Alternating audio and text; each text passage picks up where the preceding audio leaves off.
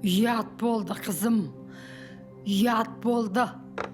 Мен сені инабатты, тәртіпті қыз болып өсіп келе жатыр деп қуанып жүрсем, ал сенің істегеніңді қара.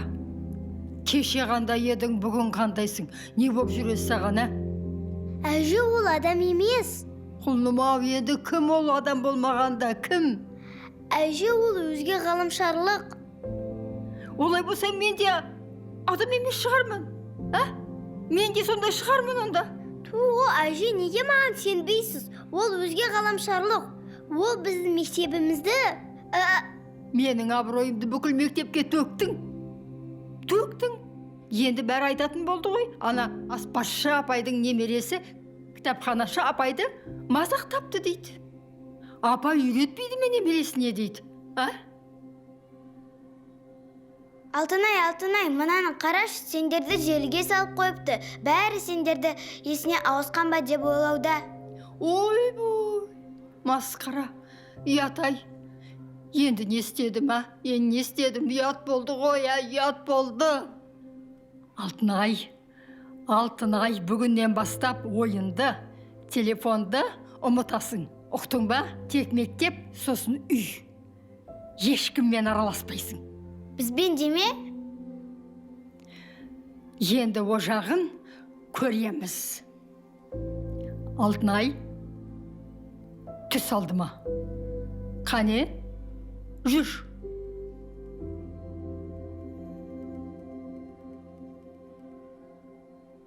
Алтынайға қиын болды. Айтпа, ол ба жоғы білезікті алғысы келген. Тағы да телефонымызды алып қойды. Ең қызығы компьютерде түсініксіз сөйлейді. Тыңдай алдыңдар ма? Жоқ, басқаша тілде сөйлесті. Енді оны қалай қолға түсіреміз? Егер ол тылсым күшке ие болса, біздің күшіміз жетпейді ғой. Күш бірлікте оңай берілмейік. Аға, мынаны қарашы, сендерде есіне ауысқан деп жатыр. Енді сені ана мен әкем ұстатым болды. Кім?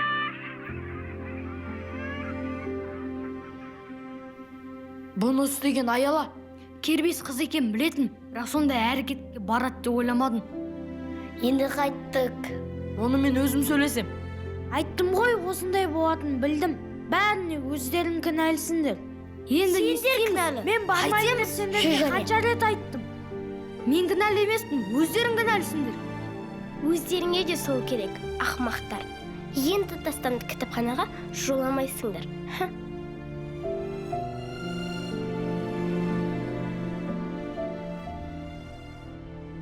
Мына есуастар неге мектепте жүр? Тағы бізге тесіп бәле болмасын.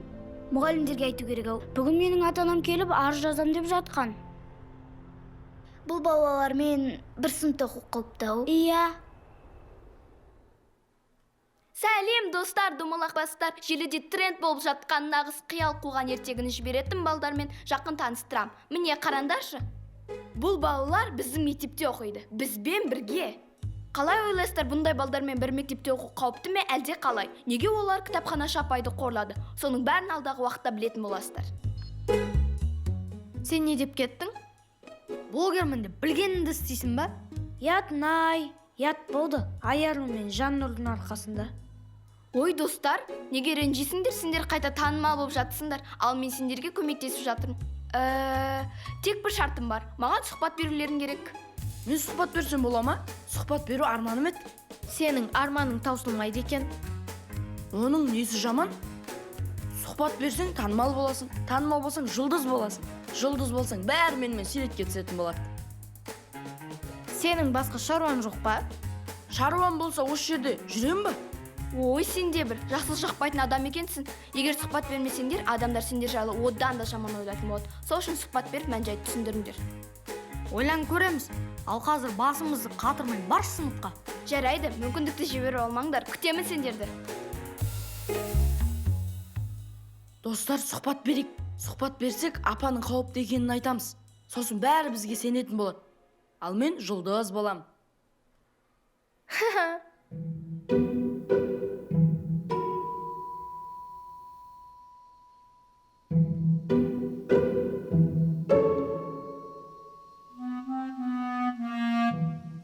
Телефоныңды бере тұршы. Қазір әжем біліп қойсашы. Ой, көрмейді. Сен телефонды уақытша қалдырсай, сосын саған қайтарам. Мына кітаптың бәрін оқып жатсың ба? Иә, әр оқыған кітаптан әжеме түсінік айтудамын. Жағдайың жаман болыпты ғой. Иә. Енді қашан бостандыққа шығасың? Бостандық дейтіндей түрме емес қой. Түрмеден қай жері кем? Әже білесік туралы білген жоқ па? Жоқ, білмейді әлі. Соны айта салсаң қайтеді? Шындықты мойындасаң, мүмкін әжең түсінер. Айтып көр, жоқ болмайды. Қой, уайымдай берме, бәрі жақсы болады. Өзіңді ұқыпты ұстасан, әжем босансыйды ғой. Сол қашан болар екен? Қыздар, мына жер жинастырайық. Әжем келіп қалса, маған ұрсады. Тағы біраз отыра тұрайық, сосын жинаймыз. Біз өтірікші қияу емеспіз, жай апамен ойнап, алдамшы әзір істегіміз келді. Бұның бәрін бастаған Жаннұр мен Айыр десек, халық сенеді. Біз сені мәжбүрлеген жоқпыз. Я, қорқақ екен, өтірік емес қой. Тағы тілің аш сенің. Не? Бұнда екенсіңдер ғой. Тағы да сәлем. Не болды? Не істейтін болыңдар, сұхбат бересіңдер ме? Біз ойланып отырмыз. Тездетіңдерші. Айару, Дидардың сөзінің жаны бар. Раянаға сұхбат беріп көрейік. Мүмкін халық түсініп, бізге көмектесер. Жарайсың, Жаннұр, өте дұрыс. Қазір бересіңдер ме сұхбатты? Өтініш, сәл ары бара тұршы, біз ақылдасып алайық. Осылай ма? Осы жер бола ма? Жарайды.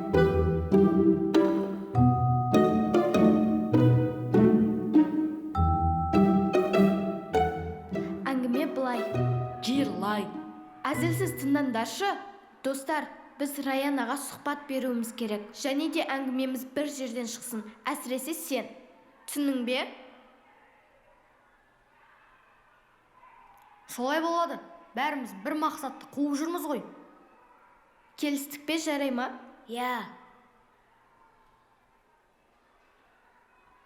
Достығымыз тым ыстық, Мақсатымыз тыныштық.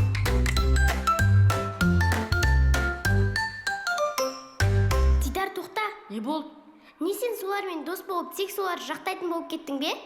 Туыстығымыз қайда қалды? Туыстығымызды ойлағаныңда, анау бейнені желіге жүктемеседің.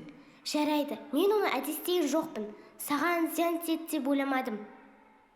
Аяла, кербез екеніңді білем. Бірақ адамға осындай зұлымдық жасайсың деп ойламадым. Саған қатты ренжідім.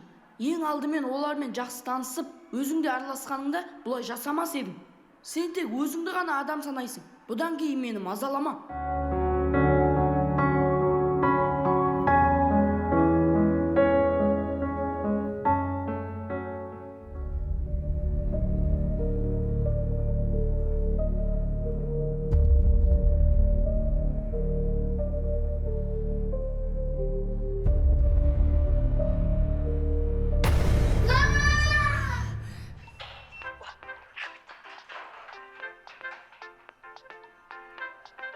Аға, ең қызық жерінен қалып қойдың ғой. Түсінбеген ғой. Супер жеті, мықтылардан мықтымыз. Супер жеті, темірден де қаттымыз. Супер жеті, сенен маған осы қала. Супер жеті, себебім мен супер бала. Супер жеті, мықтылардан мықтымыз. Супер жеті, темірден де қаттымыз. Супер жеті, сенен маған осы қала. Супер жеті,